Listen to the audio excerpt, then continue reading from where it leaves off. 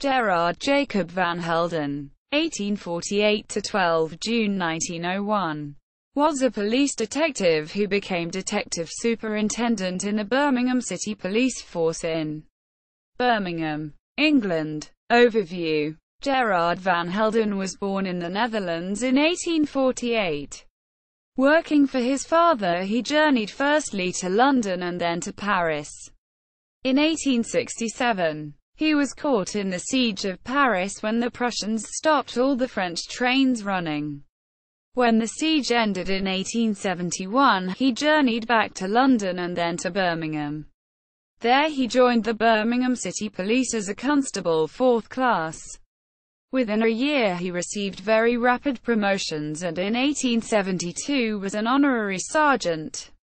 By 1881 he was an inspector, having solved many important cases, and in 1885 he was promoted to Chief Inspector of the Detectives Department in Birmingham. His success was based on an ability to remember faces and be fluent in Dutch, German and English. At one time, he acted as bodyguard to the Right Honourable Joseph Chamberlain, 1836 to 1914. The Birmingham politician and one-time colonial secretary, and William Gladstone, 1809 to 1898. The British Liberal politician. Eventually he was promoted to superintendent of the Birmingham City Police Detectives Department, where his crime-solving continued until his untimely death. He had an unusually eventful career and experiences and became known as the famous detective. He was known countrywide. Early life. Gerard Jacob Van Helden was born in 1848 in the small town of Gouda, the Netherlands. His father was a hide-and-skin merchant. Gerard Jacob Van Helden was educated at a boarding school in Turnhout, Belgium, where he learnt English, French and German languages. After he left school, he went to work for his father and was sent to Bermondsey Market, London, to do some trading. He was engaged by a company to go to Paris, which came under siege by the Prussian army just after his arrival. For about 2 months, he was engaged in helping the French outside the fortifications, constructing barricades, etc., and then was involved in preparing food for the population, at which he was, reputedly, very efficient. At the end of May 1871, the Prussians entered Paris and Gerard Van Helden left, making his way back to London. 3 days later he arrived in London, and 2 weeks later he arrived in Birmingham and joined the City Police Force. The Birmingham Police Force. Birmingham was England's second largest city. Gerard Van Helden joined the City of Birmingham Police Force as a constable 4th class on the 19th of April, 1871, and was given the warrant number 4595. In June 1871 he was promoted to constable 3rd class. December 1871 to constable 2nd class, and June 1872 constable 1st class. Sometime during the previous year he became attached to the detectives department of the force and, in October 1872, was made an honorary sergeant. The Birmingham Watch Committee were so impressed by his work results they awarded him a special gratuity for his vigilant conduct.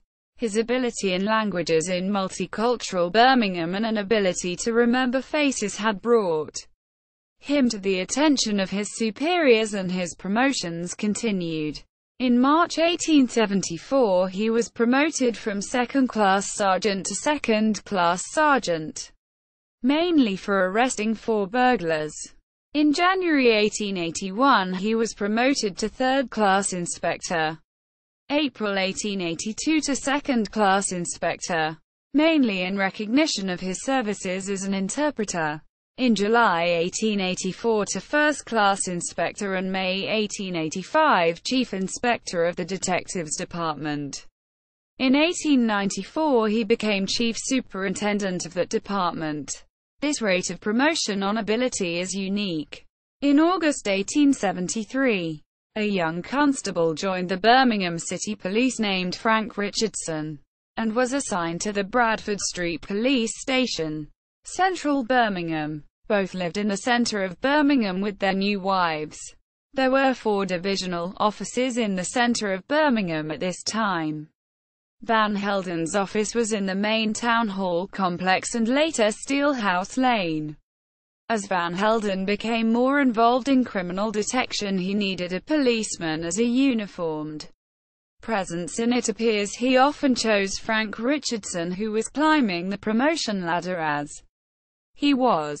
They worked together for 10 years until Frank Richardson was promoted to Chief Constable and Fire Brigade Chief of Hereford in 1882, where he was to remain until 1920.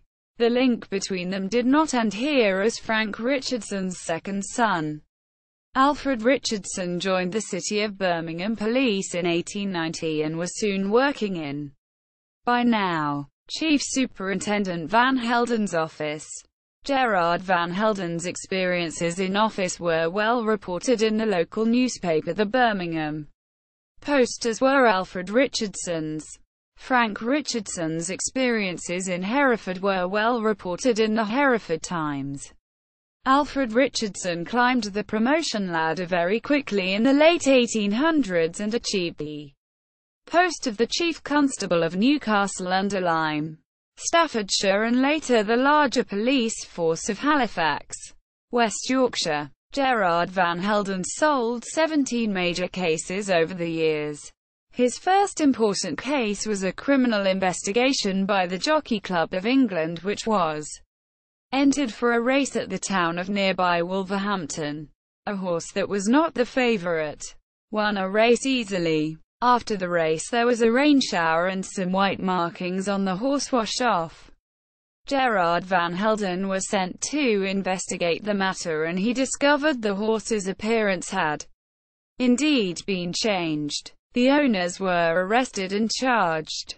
In 1885 he issued a special notice via the Birmingham Post newspaper to constables and peace officers of the borough of Birmingham regarding a jeweller who had 31 gold finger rings with intent to defraud. Instructions given: "You are commended to bring him before a justice of the police." Quote, in another case which caught the public attention, he regularly secreted himself in a small cupboard on the premises of a Birmingham jeweller who had often been burgled. It took Van Helden 7 weeks of hiding until a man with a revolver entered the premises, which saw Van Helden leaping from his hiding place and handcuffing the burglar. Another very high-profile case involved the manager of a large bank who slipped out of England in 1883 and went to France with Gerard Van Helden a few hours behind him. The man then boarded a boat intending to flee to South America, but Van Helden was able to apply for his extradition back to England using some rather unorthodox methods.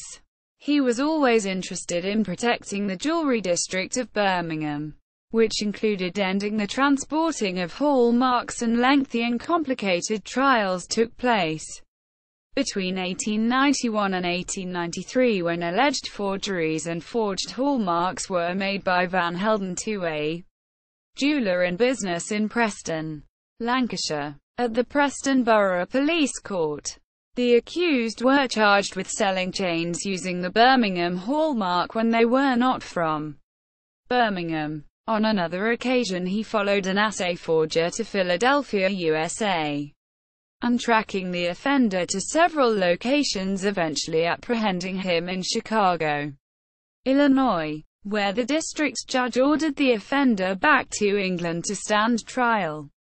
Even when he became his department's chief detective superintendent in 1892, his zeal for catching criminals personally did not diminish. Gerard Van Helden acted as a protection officer to the RT. Hon. Joseph Chamberlain, the Birmingham MP, when he was colonial secretary, and he went with him on his Eastern tour, which included Constantinople, Athens, and most of the islands in the Greek archipelago. Mr. Chamberlain specifically asked for Gerard Van Helden and the invitation was accepted for the 10 weeks it lasted. He also went to South Africa with Mr. Chamberlain in the late 1890s. In 1898, Superintendent Van Helden continued was based in the detective's office, Corporation Street, Birmingham. In the late 1890s, Gerard Van Helden turned his attention towards a prominent bogus company promoter who was later charged with negotiating many worthless checks. As a testament to his memory for recognizing faces, a prisoner concerned in another case was in court for an offense and was recognized by Gerard Van Helden, who was in court on another case who he had arrested 20 years previously. In 1898 he was offered retirement with a pension but elected to keep working.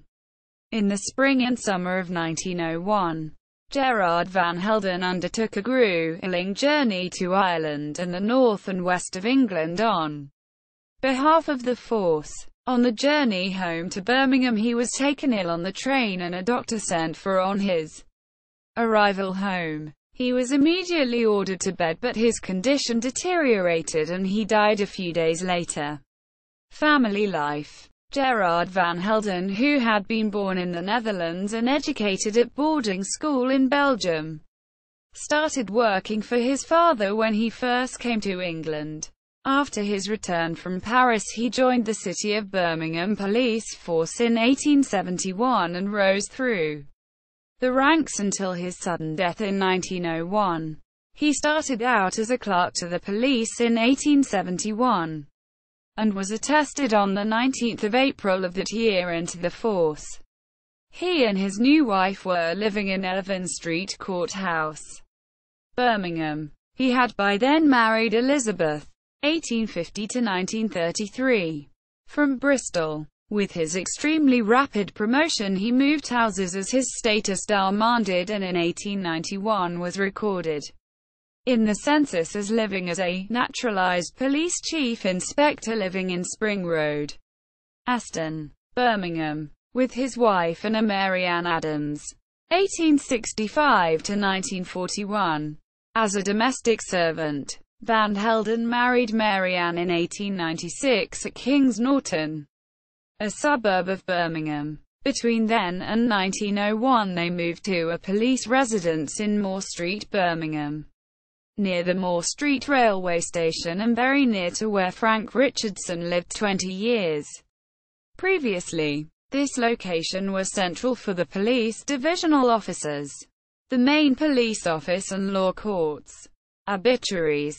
When he died in 1901, many newspapers reported his death with an obituary. Perhaps the most significant was by the Police Review of the 21st of June 1901 and copied to the Owl newspaper. Birmingham. Obituary. Chief Superintendent Van Helden. The lamentably sudden death of Superintendent Van Helden deprives the city of an officer whose zeal in the discharge of his duties was as noteworthy as his skill in his business was exceptional. There was a little of the Sherlock Holmes system about Van Helden's methods. Similar obituary articles and notices were posted by the Portsmouth Evening News Thursday 13 June 1901, Yorkshire Telegraph and Star 4 July 1901, Sheffield Evening Telegraph 14 June 1901 and 4 July 1901, the Gloucester Echo, 14 June 1901, the Cheltenham Chronicle 15 June 1901. Previously in December 1900 Van Helden and his wife had a son, Anthony Gerard Van Helden, but he died on 1 April 1901. Anthony is included in that census. In consequence of the sudden death of Detective Superintendent Van Helden, the Birmingham Police Sports, which was to have been held on 13 June, was postponed on an order from the Chief Constable. Another newspaper insert noted, "It is stated that Van Helden had caught pneumonia. Out of respect for the deceased's long and useful official career, military honors will be accorded." The funeral. The distance from Gerard Van Helden's residence in the centre of Birmingham to Lodge Hill Cemetery was 6 miles. Starting at 2 p.m. it was long and impressive. According to the Police Review newspaper, had an article which read, "The funeral of the late Detective Supt. Van Helden, who died on the 12th inst., took place on the 15th inst. at Lodge Hill Cemetery, Selly There was a long procession from the deceased's residence, in which several chief constables from neighbouring cities and districts attended, and a large body of police. There were 125 policemen and 25 firemen in the procession. Members of the detective department wore sombre black, and there were contingents from the Birmingham Fire Brigade and from the Aston and King's Heath Police. The hearse was covered with floral tributes. Among those who took part in the procession was the Chief Constable of Birmingham, Mr. C. H. Rafter, Chief Constable Richardson Hereford, Bennell, Kidderminster, and Charsley, Coventry, all of whom were formerly in the Birmingham force. A number of councillors were present. The following members of the detective department acted as bearers: Inspras, Daniel, Taylor, Davies, Richardson. There were many handsome floral tributes, including one from the Right Hon. Joseph Chamberlain with the wording, "In kind remembrance," from J. Chamberlain. Among the mourners was Mrs. Van Helden and Mr. Rymir Van Helden. Gerard Van Helden was buried at Lodge Hill Cemetery, Selly Birmingham, alongside his son. In reporting the funeral, it was noted by the press that his wife would receive a police pension. Mary Ann Van Helden lived until 1941, having moved to Newcastle upon Tyne, Northumberland. Elizabeth Van Helden died in 1933 in Birmingham. See also Frank Richardson, Ernest Frank Richardson, Alfred Herbert Richardson. Further reading: G. Forrest and T. Hadley. Policing Hereford and Leominster. ISBN 0947731555.